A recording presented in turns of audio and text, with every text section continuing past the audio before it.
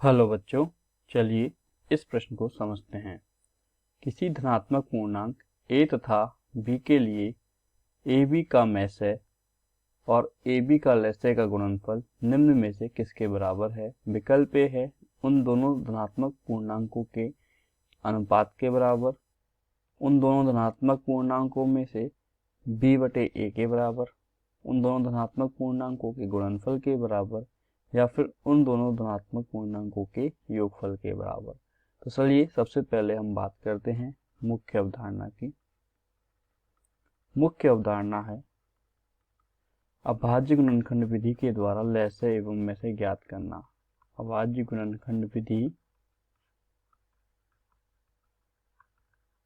के द्वारा लैसे अर्थात लघुत्तम समापवर्तक व मैसे अर्थात महत्तम समापवर्तक ज्ञात करना।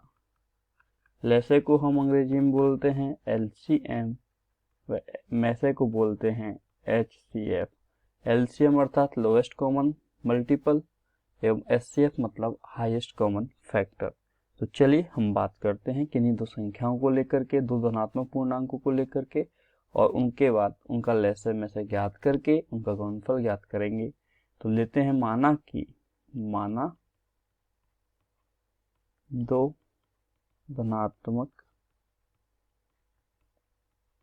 पूर्णांक 9 तथा 12 है। तो चलिए 9 के अभाज्य गुणनखंड करेंगे। तो 9 के अभाज्य गुणनखंड होंगे 3 की घात 2। 12 लेंगे, 12 के अभाज्य गुणनखंड होंगे 2 की घात 2 गुणा 3। सबसे पहले हम ज्ञात करते हैं लैसे ज्ञात कर रहे हैं किनका, 9 तथा 12 का। लैसे क्या होता है, लैसे होता है संख्याओं में प्रत्येक अभाज्य गुणनखंड की सबसे बड़ी घात का गुणनफल। संख्याओं में लिख देते हैं, संख्याओं में प्रत्येक अभाज्य गुणनखंड की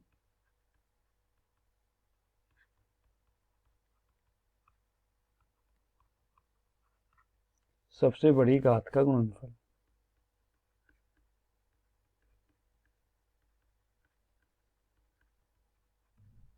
तो हम देखेंगे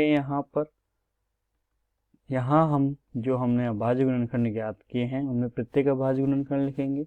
लिख लेते हैं यहाँ पे। तो क्या आ रहा है, 9 के और 12 के अभाज्य गुणनखंड में 2 और 3 आ रहा है। 2 की अधिकतम घात क्या है, 2।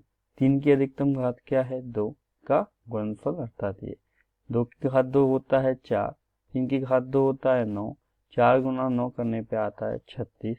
अर्थात लैसे क्या प्राप्त हुआ हमें, 9 और 12 का 36 हमें प्राप्त हो गया है। 9 और 12 का लैसे प्राप्त हो गया है 36। चलिए आगे देखते हैं, मैसे ज्ञात करते हैं। मैसे ज्ञात करते हैं 9 तथा 12 का।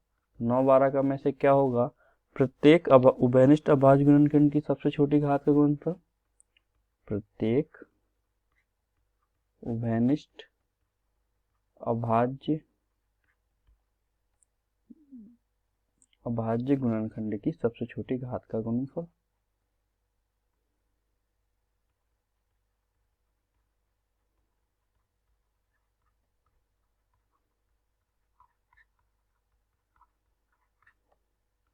तो यहां से हम देखेंगे कि 9 और 12 के अभाज्य गुणनखंड में उभयनिष्ठ अभाज्य गुणनखंड है हमारा 3। 3 की न्यूनतम घात क्या है, 1। तो हमारा मैसे क्या हो जाएगा, मैसे 9 12 का हो जाएगा 3। तो चलिए मैसे 9 12 का हो गया हमारा 3। लैसे और मैसे का गुणनफल क्या होगा देखते हैं। तो यहां से देखते हैं, लैसे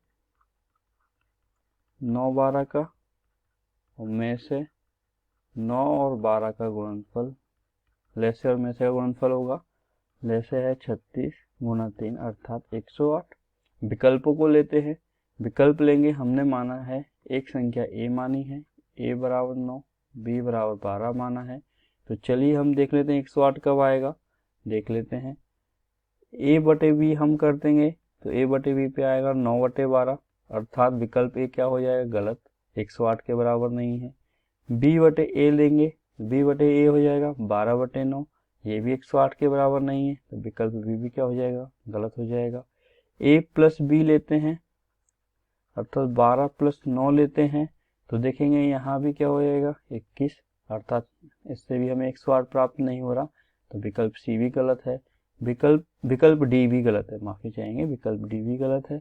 विकल्प सी लेते हैं ए गुना बी, अर्थात ए गुना बी। ए गुना बी लेने पे क्या प्राप्त होगा हमें, ए का मान है 9, बी का मान है 12, तो ए गुना बी पे क्या प्राप्त हो रहा है, हमें प्राप्त हो रहा है 108। किसके बराबर है, लैसे और मैसे के गुणनफल के बराबर है। तो हम क्या बोल सकते हैं, हमारा विकल्प सी क्या होगा, बिल्कुल सही होगा। तो हम लिख सकते हैं दो धनात्मक पूर्णांकों a तथा b का मैसे और लैसे का गुणनफल का लैसे व मैसे का गुणनफल उन दोनों संख्याओं के गुणनफल के बराबर होगा, अर्थात a और b के गुणनफल के बराबर होगा। तो दिए गए प्रश्न में जो हमें ज्ञात करना था कि दो धनात्मक पूर्णांकों a तथा b के लिए उनका मैसे एवं लैसे का गुणनफल निम्न में से किसके बराबर है, तो हम कहेंगे कि विकल्प सी के अनुसार a गुना b के गुणनफल के बराबर है। अतः हमारे प्रश्न का दिया गया उत्तर क्या होगा, विकल्प सी सही होगा। तो आशा करता हूँ जिस प्रकार हमने मुख्य अवधारणा के आधार पर दिए गए प्रश्न को हल किया है आपको समझ में आया होगा। धन्यवाद।